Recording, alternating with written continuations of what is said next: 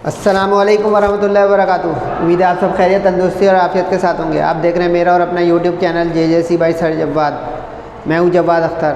आज की lecture video first year chemistry की नई बुक जो है उसके चैप्टर नंबर 7 की MCQs हैं। इससे पहले मैं आपको चैप्टर नंबर 1, 2, 4 और 5 की MCQs और बाकी न्यूमेरिकल्स और कुछ थ्योरी डिलीवर कर चुका हूँ, कैचअप कीजिएगा। आज की लेक्चर शुरू करते हैं। बिस्मिल्लाहिर्रहमानिर्रहीम। अपने साथ जो है एक रजिस्टर और पेन रख लें और समझने के लिए कुछ बातें किताब बुक भी रख लें। थोड़ा सा ब्लर होगा तो इंशाल्लाह मैं आपको लिख के दिखा दूँगा। एक MCQ 1 से 2 मिनट तक ले सकती है टाइम और 10 MCQs हैं टोटल। पहली MCQs में लिखा हुआ है in the equilibrium system of phosphorus pentachloride PCl5 होता है। चैप्टर नंबर 7 जो है रिवर्सिबल रिएक्शंस का चैप्टर है, इसीलिए इसका नाम है केमिकल इक्विलिब्रियम।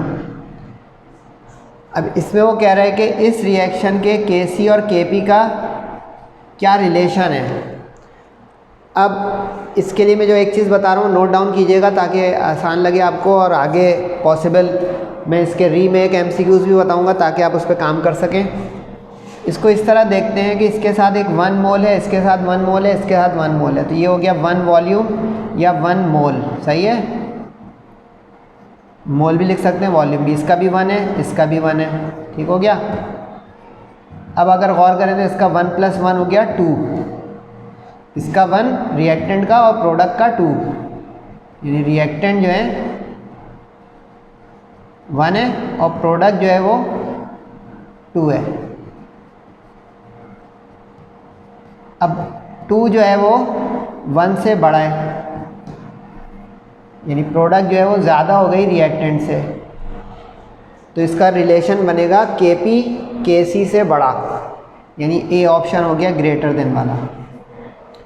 अब इसका रीमेक लिखेंगे, ये पॉसिबिलिटीज़ और क्या क्या हैं। किसी ऐसे रिएक्शन पे गौर करें जिसमें प्रोडक्ट कम हो, जैसे इस इक्वेशन को देखें, दूसरी MCQs है लेकिन इसमें समझाने के लिए बता रहा हूँ। अब इसमें गौर से देखें 2SO2 लिखा हुआ है प्लस ऑक्सीजन लिखा हुआ है, तो ये 2 + 1 हो गया 3 वॉल्यूम। सही हो गया। अब इधर लिखा हुआ है 2SO3 सल्फर ट्राईऑक्साइड, ये 2 वॉल्यूम हो गया।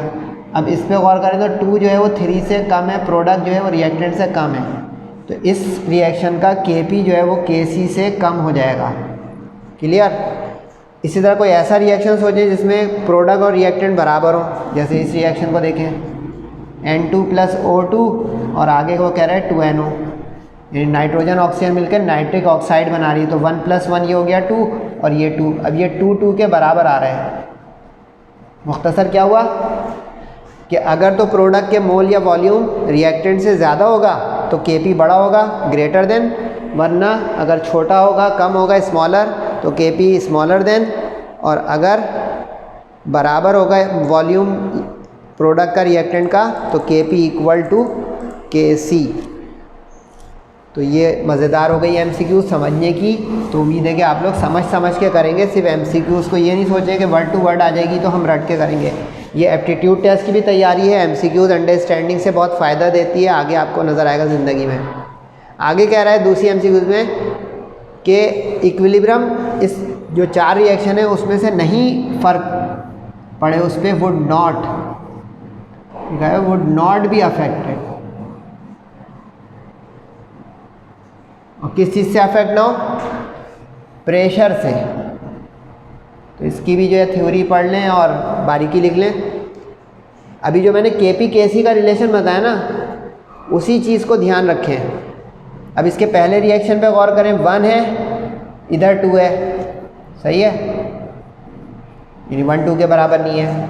इस पे गौर करें 2 और 1 है और इधर 2 है, तो 3 2 के बराबर नहीं है। इसको देखें 2 + 1 3 है और प्रोडक्ट जो है वो 2 है, तो 3 2 के बराबर नहीं है। प्रेशर बढ़ाने से या घटाने से, यानी इंक्रीज़ या डिक्रीज़ से, उस रिएक्शन के इक्विलिब्रियम पे असर नहीं पड़ता जिसका इक्वल हो। तो सी ऑप्शन हो गया। कैसे? तो N2 + O2 1 + 1 और इधर 2NO नाइट्रिक ऑक्साइड, तो इधर भी 2 इधर भी 2 इक्वल। तो अब बारीकी लिख लें कि अगर रिएक्टेंट प्रोडक्ट के वॉल्यूम यानी मोल बराबर हो, बैलेंस हो, तो प्रेशर चाहे इंक्रीज़ करें चाहे डिक्रीज़ करें, इक्विलिब्रियम अफेक्ट नहीं होगा, डिस्टर्ब नहीं होगा। ये ली शैटियर में भी हमने पढ़ा था, ली शैटियर प्रिंसिपल। लेकिन इसी का रीमेक लिखें। अगर वो ये बोल देता कि ये वाली इक्वेशन नहीं है, ये 3 है, सही है, और फोर्थ ऑप्शन होता ऑल ऑफ दीज, तो ऑल ऑफ दीज हो जाता, क्योंकि इन बाकी के तीनों पे प्रेशर बदलने से फ़र्क पड़ेगा, क्योंकि मोल या वॉल्यूम इक्वल नहीं है, सही है। तीसरी एमसीक्यूज, वो कह रहे हैं केसी की वैल्यू पे क्या असर पड़ेगा, इक्विलिब्रियम कांस्टेंट, अगर एक कैटलिस्ट ले आए हम रिएक्शन के दौरान एडेड। तो ये तो बहुत आसान एमसीक्यूज है, लिखने साइड पर कि कैटलिस्ट जो है ना वो इक्विलिब्रियम कांस्टेंट की वैल्यू को आगे पीछे नहीं करता, डिस्टर्ब नहीं करता। कैटलिस्ट जो है ना वो सिर्फ रेट ऑफ रिएक्शन को ख़राब करता है, यानी तेज़ कर देगा रिएक्शन को या आहिस्ता कर देगा। ये इंशाल्लाह हम आपको चैप्टर नंबर 9 में बयान करेंगे, रेट ऑफ रिएक्शन का ताल्लुक और कैटलिस्ट का। तो अब इसमें आना चाहिए कि रिमेन्स अनचेंज, केसी की वैल्यू पर असर नहीं पड़ता अगर कैटलिस्ट आ जाए, सही है। केसी की वैल्यू पे असर पड़ता है टेम्परेचर से, साइड पे लिख लें, टेम्परेचर के बदलने से केसी की वैल्यू तब्दील होती है, टेम्परेचर के बदलने से, कैटलिस्ट लाने से नहीं बदलती। देख रहे हैं 1 से 2 मिनट लग रहा है तो फ़ायदा हो रहा है ना, सिर्फ एमसीक्यूज। क्योंकि कोई स्टूडेंट कहेंगे सर आंसर की तो बुक के एंड में मौजूद है, वहाँ से हम याद कर लें। बेटा याद कर लें, लेकिन अगर आप समझ के करेंगे ना तो आगे बहुत फ़ायदे हैं कि कुछ चेंज हो जाए तो हम सरवाइव करें, कुछ आगे पीछे इस तरह के फ़ायदे होते हैं।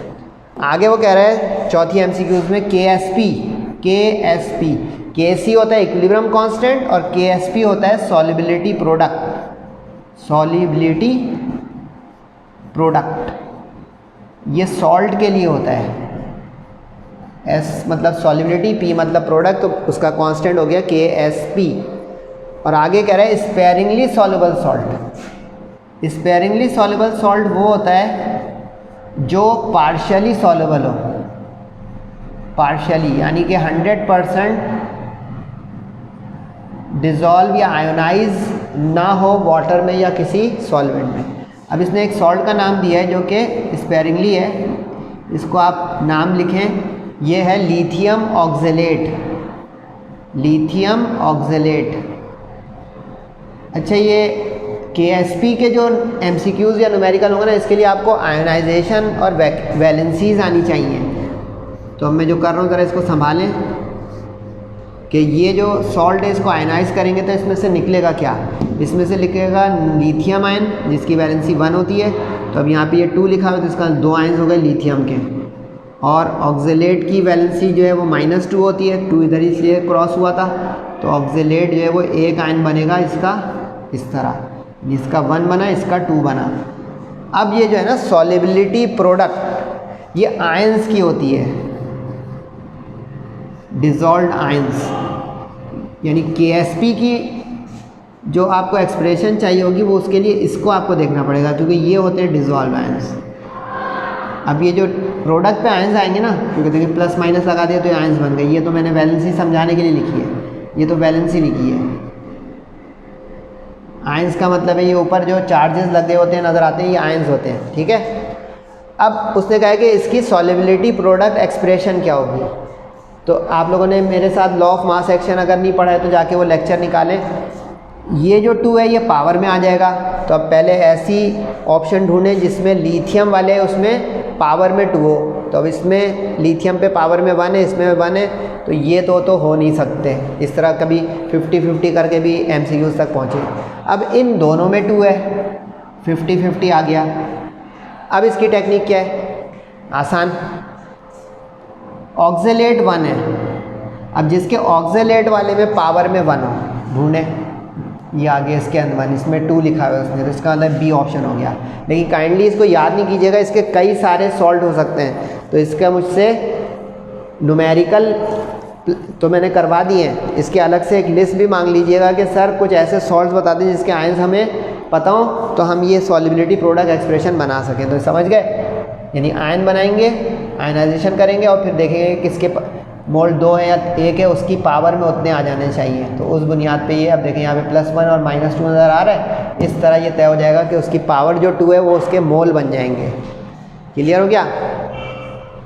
5वीं MCQs में लिखा हुआ है if the equilibrium expression of a reversible reaction is, इसमें कह रहा है इक्विलिब्रियम एक्सप्रेशन हम आपको दे रहे हैं, यानी Kc की एक्सप्रेशन को इक्विलिब्रियम एक्सप्रेशन कहते हैं, C²/AB,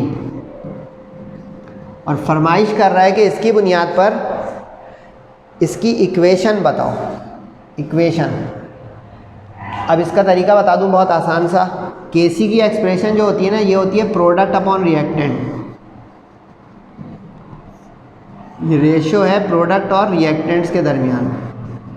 अब आपको ये अगर समझ में आ गया तो ये आधे मिनट की भी MCQs नहीं है। यानी अब आप प्रोडक्ट में C² का मतलब जो अभी बताया, जैसे ये 2 जो है उसकी पावर बनती है, तो प्रोडक्ट में 2C वाला ढूंढें। पहले प्रोडक्ट में 2C वाला ढूंढें, एक ही है, फ़ौरन पहुंच गए आप। ये देखें, क्योंकि इसमें C है, यहाँ पे C² लिखा होता तो 2C होना चाहिए था। इसमें रिएक्टेंट पे 2C लिखा हुआ है, तो इतनी सी बात है। लेकिन इसको भी याद नहीं कीजिएगा। अब वो ऐसे दे देता, ऊपर A ऊपर B न्यूमरेटर में और नीचे लिख देता C²। अब प्रोडक्ट जो ऊपर है वो A और B है, सही है। अब ये देखें A और B, रिएक्टेंट हो गया 2C। अब देखें अगर ये होता तो ये वाला ऑप्शन आ जाता, C वाला। तो ये खेलिएगा कि इक्वेशनें अगर बनानी है और वो एक्सप्रेशन बदलता रहे तो किस तरह करेंगे। अच्छा, इसका रिवर्स भी कर सकता है। इक्वेशन देके कहे कि एक्सप्रेशन बताओ, तो आप जो प्रोडक्ट होगी उसको ऊपर रखिएगा न्यूमरेटर में, जो मोल होंगे उसको पावर में दिखाइएगा स्क्वायर ब्रैकेट के, और जो रिएक्टेंट होगा उसको डिनोमिनेटर में मल्टीप्लाई करके, ये देखें मल्टीप्लाई में आएगा, ये प्लस है लेकिन यहाँ पे मल्टीप्लिकेशन होगी। थ्योरी है ये, मल्टीप्लिकेशन है, यानी यहाँ पे भूल से प्लस नहीं लगा दीजिएगा जब इसकी MCQs, क्योंकि इसमें भी डॉज हो सकता है कि ऐसा ऑप्शन देते जिसमें बीच में प्लस हो, बच्चा उस तरफ चला गया। मल्टीप्लाई आना चाहिए Kc एक्सप्रेशन में प्रोडक्ट और रिएक्टेंट का ऊपर नीचे। देख रहे हैं 1 से 2 मिनट का फ़ायदा, तफसील मिल रही है आपको माशाल्लाह से। आप फ़ायदा उठाएं या बताएं मुझे कि सर फ़ायदा नहीं हो रहा। 6 MCQs आ गई। 6 MCQs में वो कह रहे हैं कि इक्विलिब्रियम, ये तो पीछे वाली ये आप लोग करें कि इसमें क्या चेंज करने से इक्विलिब्रियम अफेक्ट होगा।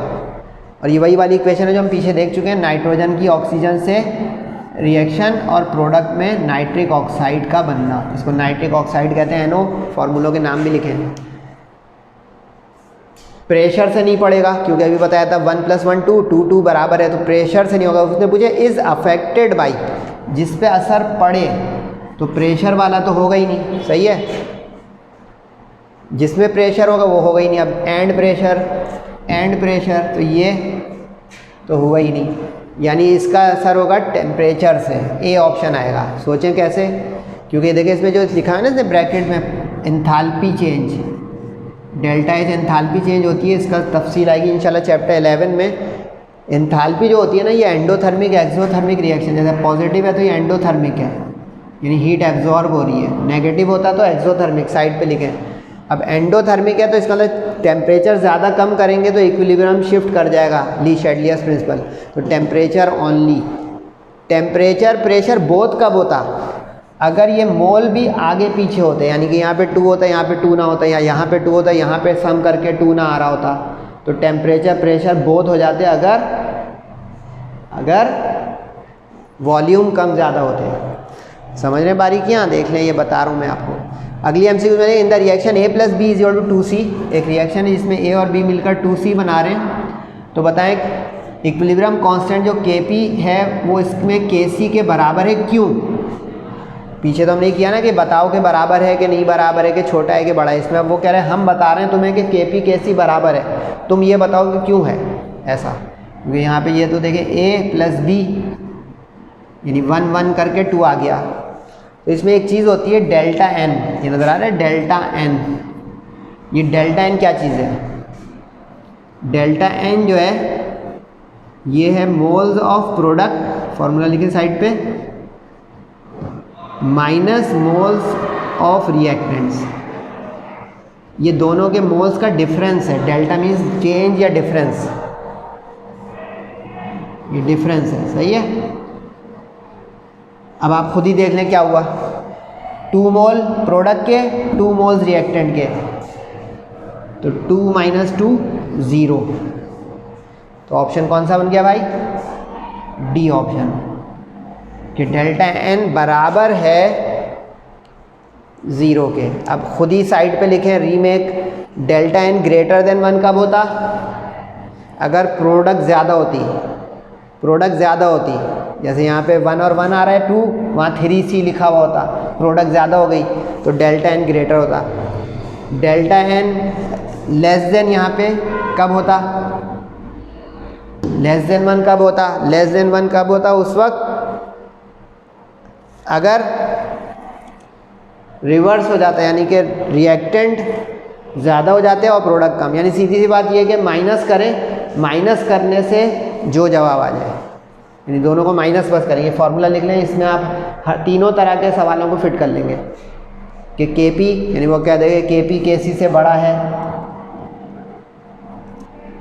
तो इसका मतलब है डेल्टा एन को माइनस जब करेंगे तो पॉजिटिव जवाब आ जाएगा, सही है।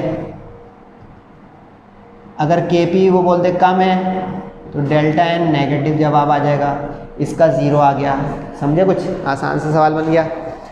8वीं MCQs में कह रहा है the term active mass, active mass का लफ्ज़ जो आया था लॉ ऑफ मास एक्शन में, इसका क्या मतलब होता है?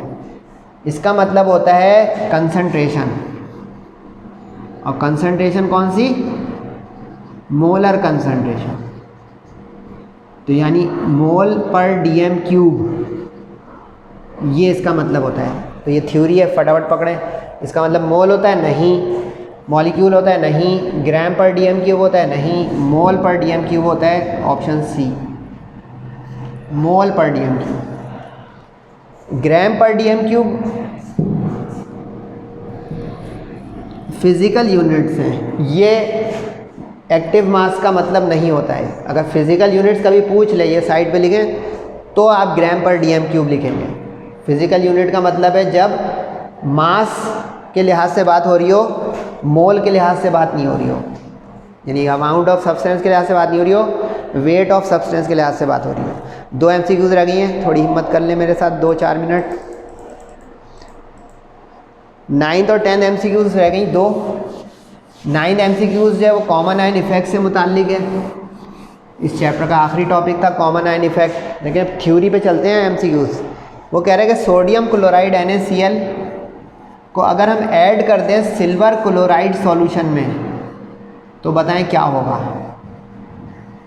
आयोनाइजेशन सप्रेस हो जाएगी, क्योंकि देखें NaCl और सिल्वर क्लोराइड का अगर मैं फार्मूला लिख दूं तो होता है AgCl, सही है।